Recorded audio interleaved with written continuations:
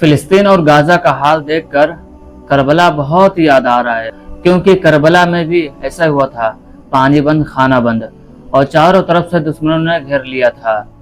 کل کا یزید کوئی اور تھا اور آج کا یزید نیتن یاہو ہے، اور کل بھی مسلمانوں نے کربلا کا تماشا دیکھا اور آج بھی مسلمان تماشا دیکھ رہے ہیں۔ فلسطین اور غزہ کا منظر دیکھنے کے بعد اندر سے روح پوری کانپ جا رہی ہے کہ حالانکہ اتنا پس منظر اور انسانیت پورے ختم ہو چکی ہے کہ ہم کیا کر سکتے ہیں۔ ہم جانتے ہیں کہ ہم لوگ کچھ نہیں کر سکتے، بس ہم اتنا کر سکتے ہیں کہ ہم اپنی مسجدوں میں جا کر قرآن تلاوت کریں اور رب سے لو لگا کر دعا کریں کہ اللہ پاک جو فلسطین پہ ظلم بربرتا ہو رہا ہے اسے تو اپنے رحم و رحم سے نجات کر اور ظالموں کو منہ توڑ جواب دے۔ ایک یہودی نے کہا تھا جس دن فجر کی نماز میں مسلمانوں کی تعداد جمعہ کے برابر ہو جائے سمجھ لینا کہ اس دن مسلمانوں کی امت آ چکی۔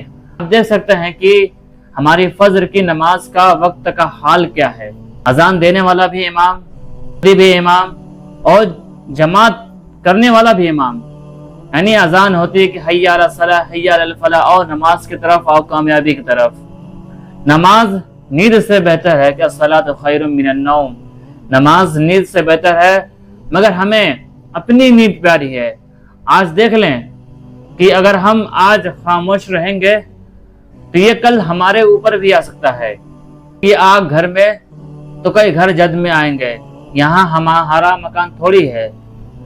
تو میرے پیارے اور بھائیوں، میں آپ سب سے گزارش یہی کرنا چاہتا ہوں کہ آپ اپنی مسجدوں کو آباد کیجئے اور جتنا سے جتنا ہو سکے لو لگا کر جمعہ کی نماز میں، روزانہ کے 5 وقت کی نمازوں میں دعا کریں فلسطین کے لیے، تاکہ جو وہاں لوگ ظلم سہ رہے ہیں، لوگوں کی آبادی ختم ہو رہی ہے اور انسانیت پوری طریقے سے ختم ہو چکی ہے، اللہ ان کے دلوں کو رحم عطا فرمائے۔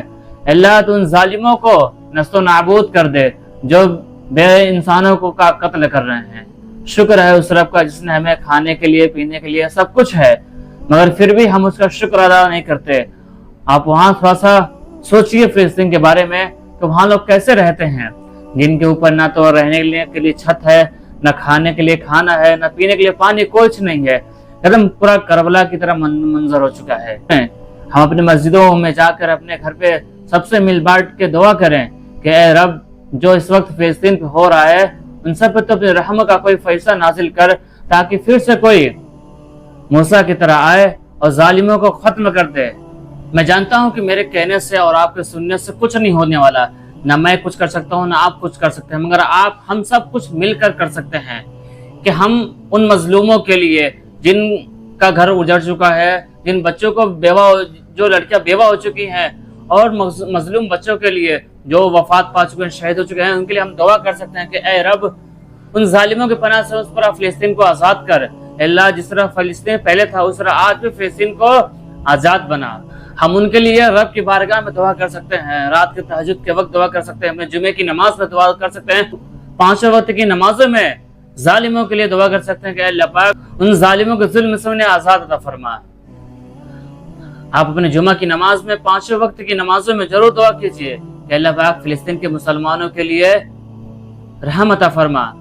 اے اللہ پاک اگر آپ نہیں رحم کریں گے تو کون رحم کرے گا؟ ظالموں کو یہ لگے گا کہ تمہارا خدا ہے ہی نہیں۔ اے اللہ تو اپنی بارگاہ میں اپنے ظالم و بادشاہ کو تو نست و نابود کر، جس طرح تو نے فرعون کو، نمرود کو، قارون کو، حامان کو نست و نابود کیا، اس طرح ایسے بھی جو جتنے بھی ظلم کرنے والے بادشاہ ہیں ان سب کو تو نست و نابود کر دے۔ یا اللہ اگر نست و نابود نہیں کر سکتا تو ان کے دلوں میں ایمان کی تازہ ترین عبادتیں ان کے دلوں میں رہنمائی پیدا کر۔ اللہ پاک ان کے دلوں میں اسلام کی پھلتا پھولتا پودا پیدا کر، تاکہ وہ بھی ایمان لائیں، دین کے راستے پہ چلیں اور لوگوں کے اوپر رہنمائی کریں۔ تو میرے بھائی اور بہنوں، میں آپ سب سے یہی گزارش کرنا چاہتا ہوں کہ بلکہ آپ آج سے ہی اور ابھی سے ہی فلسطین کے لیے دعا کیجئے کہ ان کے ظلم کو اور آسانی ملے اور انہیں رہنمائی ملے، تاکہ ان کے سروں پہ چھت آ سکے، کھانے پینے کے لیے پانی، کھانا سب کچھ آ سکے۔ اللہ اسلام ایک ایسا پودا ہے جتنا یہ پودا کرتا ہے اتنا یہ ہرا ہوتا ہے۔